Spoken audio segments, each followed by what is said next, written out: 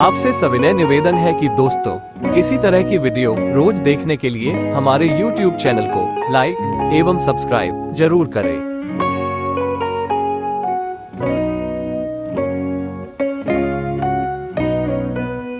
देता है। इसके बजाय जब हम ये सवाल पूछते हैं कि मैं इसे कैसे खरीद सकता हूं, तो हमारा दिमाग काम करने लगता है। उनका यह मतलब नहीं था कि आपका जिस चीज पर दिल आ जाए उसे खरीद ही लें। वे लगभग दीवानगी की हद तक अपने दिमाग को कसरत करवाना चाहते थे, क्योंकि उनके ख्याल से दिमाग दुनिया का सबसे ताकतवर कंप्यूटर है।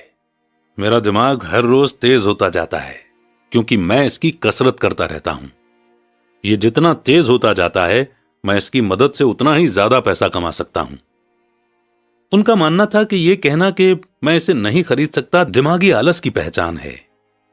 हालांकि दोनों ही डैडी अपने काम में कड़ी मेहनत करते थे, पर मैंने देखा कि पैसे के मामले में एक डैडी की आदत यह थी कि वह अपने दिमाग को सुला देते थे और दूसरे डैडी अपने दिमाग की लगातार कसरत करवाते रहते थे।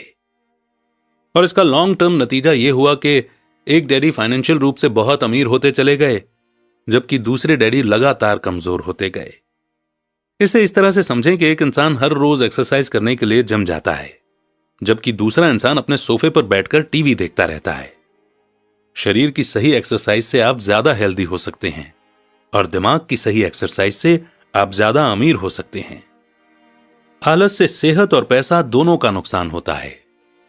मेरे दोनों डैडियों की मेंटालिटी में जमीन आसमान का फर्क था। पुअर डैडी की सोच थी कि अमीरों को ज्यादा टैक्स देना चाहिए ताकि बेचारे गरीबों को ज्यादा फायदा मिल सके, जबकि अमीर डैडी कहते थे कि टैक्स उन लोगों को सजा देता है जो कुछ प्रोड्यूस करते हैं और उन लोगों को इनाम देता है जो प्रोड्यूस नहीं करते। पुअर डैडी सिखाते थे कि मेहनत से पढ़ो ताकि तुम्हें किसी अच्छी कंपनी में जॉब मिल जाए, जबकि अमीर डैडी की सीख यह थी कि मेहनत से पढ़ो ताकि तुम्हें किसी अच्छी कंपनी को खरीदने का मौका मिल जाए। पुअर डैडी कहते थे, मैं इसलिए अमीर नहीं हूं क्योंकि मुझे तुम बच्चों को पालना पड़ता है। अमीर डैडी कहते थे, मुझे इसलिए अमीर बनना है क्योंकि मुझे तुम बच्चों को अच्छे से पालना है। अमीर डैडी डिनर के टेबल पर पैसे और बिजनेस के बारे में बात करने के लिए हमेशा एनकरेज करते थे। पुअर डैडी खाना खाते समय पैसों की बातें करने के लिए मना करते थे। पुअर डैडी का कहना था, जहां पैसे का सवाल हो सुरक्षित कदम उठाओ, रिस्क मत उठाओ।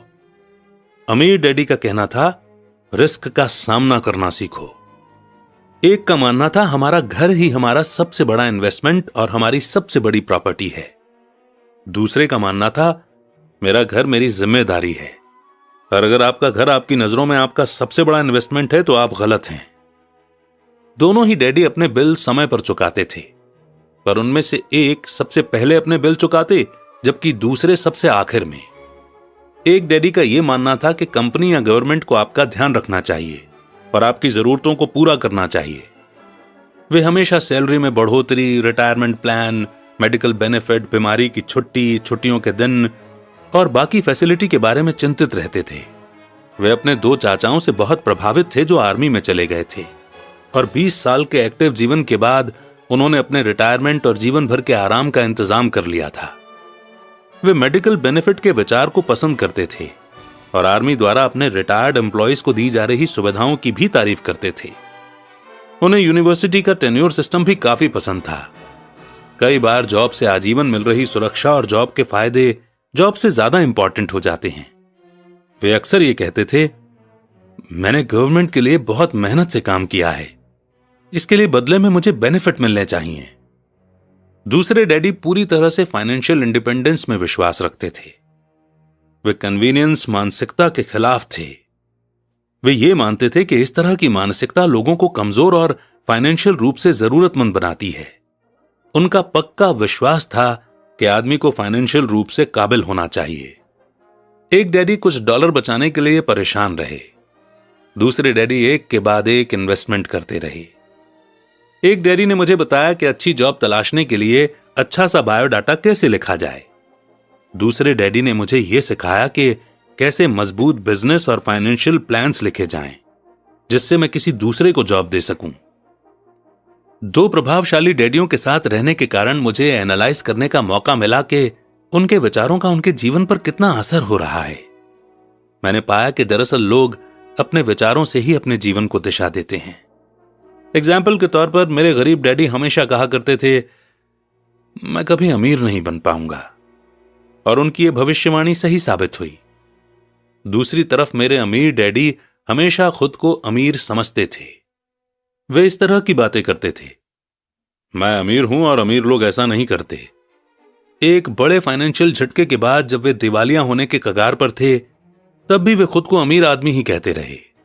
वे अपने सपोर्ट में यह कहते थे कि गरीब ना होने और पैसे ना होने में फर्क होता है। पैसे पास में ना होना एक टेम्पररी कंडीशन है, जबकि गरीबी परमानेंट है। मेरे गरीब डैडी ये भी कहते थे कि मेरी पैसे में कोई रुचि नहीं है, या पैसा इंपॉर्टेंट नहीं है। मेरे अमीर डैडी हमेशा कहा करते थे कि पैसे में बहुत ताकत है। हो सकता है कि हमारे विचारों की ताकत को कभी मापा न जा सके, या फिर उन्हें पूरी तरह से समझा न जा सके। फिर भी बचपन में ही मैं ये समझ गया था कि हमें अपने विचारों पर ध्यान देना चाहिए, और अपने एक्सप्रेशंस पर भी। मैंने देखा कि मेरे गरीब डैडी इसलिए गरीब नहीं थे क्योंकि वे कम कमाते थे, बल्कि इसलिए गरीब थे क्योंकि उनके विचार और काम गरीबों की तरह थे। दो डैडी होने के कारण बचपन से ही मैं इस बारे में बहुत सावधान हो चला था कि मैं किस तरह की सोच अपनाऊं। मैं किसकी बात मानूं, अपने अमीर डैडी की या अपने गरीब डैडी की। हालांकि दोनों ही एजुकेशन और नॉलेज को बहुत इंपॉर्टेंट मानते थे, पर क्या सीखा जाए इस बारे में दोनों की अलग अलग राय थी। एक चाहते थे कि मैं पढ़ाई में कड़ी मेहनत करूं, डिग्री लूं और पैसे कमाने के लिए अच्छी सी जॉब ढूंढ लूं। वे चाहते थे कि मैं एक प्रोफेशनल ऑफिसर, वकील या अकाउंटेंट बन जाऊं या एमबीए कर लूं। दूसरे डैडी मुझे एनकरेज करते थे कि मैं अमीर बनने का राज सीख लूं, यह समझ लूं कि पैसा किस तरह काम करता है, और यह जान लूं कि इससे अपने लिए कैसे काम लिया जाता है। मैं पैसे के लिए काम नहीं करता, इन शब्दों को वो बार बार दोहराया करते थे। पैसा मेरे लिए काम करता है। 9 साल की उम्र में ही मैंने यह फैसला किया कि पैसे के बारे में मैं अपने अमीर डैडी की बात सुनूंगा और उनसे सीखूंगा। यह फैसला करने का मतलब था अपने गरीब डैडी की बातों पर ध्यान न देना। हालांकि उनके पास कॉलेज की बहुत सी डिग्रियां थी जो मेरे अमीर डैडी के पास नहीं थी। एक बार मैंने यह फैसला कर लिया कि मुझे किसकी बात सुननी है, तो उसके बाद मेरी मनी एजुकेशन शुरू हो गई। मेरे अमीर डैडी ने मुझे 30 साल से भी ज्यादा समय तक सिखाया, जब तक कि मेरी उम्र 39 साल की नहीं हो गई, और इसके बाद उन्होंने सिखाना बंद कर दिया। उन्होंने ये देख लिया था कि मैं वो सब समझ चुका हूं जो मेरी मोटी बुद्धि में भरने की वो कोशिश कर रहे थे। पैसा एक तरह की ताकत है, पर इससे भी बड़ी ताकत है फाइनेंशियल एजुकेशन। पैसा तो आता जाता रहता है, पर अगर आप ये जानते हैं कि पैसा किस तरह से काम करता है, तो आप ज्यादा ताकतवर हो जाते हैं। आप दौलत कमाना शुरू कर सकते हैं। सिर्फ पॉजिटिव थिंकिंग से ही समस्या हल नहीं हो सकती, क्योंकि ज्यादातर लोग स्कूल में पढ़ते हैं और वहां ये कभी नहीं सीख पाते कि पैसा किस तरह से काम करता है। इसीलिए वे पैसे के लिए काम करने में अपनी सारी जिंदगी बर्बाद कर देते हैं। मेरी एजुकेशन तब शुरू हुई जब मैं सिर्फ 9 साल का था, और इसी कारण मेरे अमीर डैडी ने मुझे जो लेसन पढ़ाए वे बहुत आसान थे। और सारी बातों को छोड़कर विचार किया जाए तो उन्होंने मुझे 30 सालों तक सिर्फ 6 इंपॉर्टेंट लेसन पढ़ाए। यह बुक उन्हीं 6 लेसन्स के बारे में है, और इसे भी उतना ही आसान बनाने की कोशिश की गई है जितना कि मेरे अमीर डैडी ने इन्हें मेरे लिए आसान बनाया था। ये लेसन आपके लिए जवाब की तरह नहीं लिखे गए हैं, बल्कि गाइड की तरह लिखे गए हैं। ऐसा गाइड जो ज्यादा अमीर बनने में आपकी और आपके बच्चों की मदद करेगा, चाहे दुनिया कितनी बदलती रहे। तो लेसन 1 है, अमीर लोग पैसे के लिए काम नहीं करते। लेसन 2, पैसे की समझ क्यों सिखाई जानी चाहिए। लेसन 3, अपने काम से काम रखो। लेसन 4, टैक्स का इतिहास और कॉरपोरेशंस की ताकत। लेसन 5, अमीर लोग पैसे का आविष्कार करते हैं। लेसन 6, सीखने के लिए काम करें, पैसे के लिए काम न करें। शुरुआत करते हैं चैप्टर 2 की, जिसमें हम सीखेंगे लेसन 1, अमीर लोग पैसे के लिए काम नहीं करते। डैडी, क्या आप मुझे बता सकते हैं कि अमीर कैसे बना जाए?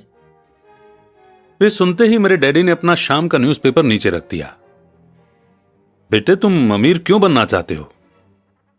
क्योंकि आज जिमी की मम्मी अपनी नई महंगी कार में आई और वो लोग पिकनिक पर अपने सी साइड वाले घर पर जा रहे थे। जिमी अपने साथ साथ अपने 3 दोस्तों को ले गया, पर माइक और मुझे नहीं ले गया। उसने हमसे ये कहा कि वो हमें इसलिए नहीं ले जाएगा क्योंकि हम लोग गरीब बच्चे थे। उसने ऐसा कहा? डैडी ने आश्चर्य से पूछा। हां, बिल्कुल ऐसा ही कहा, मैंने दर्द भरी आवाज में कहा। डैडी ने अपना सिर हिलाया, नाक तक चश्मे को चढ़ाया और फिर न्यूज़पेपर पढ़ने लगे। मैं उनके जवाब का इंतजार करता रहा। यह 1956 की बात है, तब मैं 9 साल का था। किस्मत की बात थी कि मैं उसी पब्लिक स्कूल में जाता था जिसमें अमीर लोगों के बच्चे पढ़ते थे। हम नेक्स्ट वीडियो दूसरे भाग में हमारे चैनल पर जरूर विजिट करें। धन्यवाद।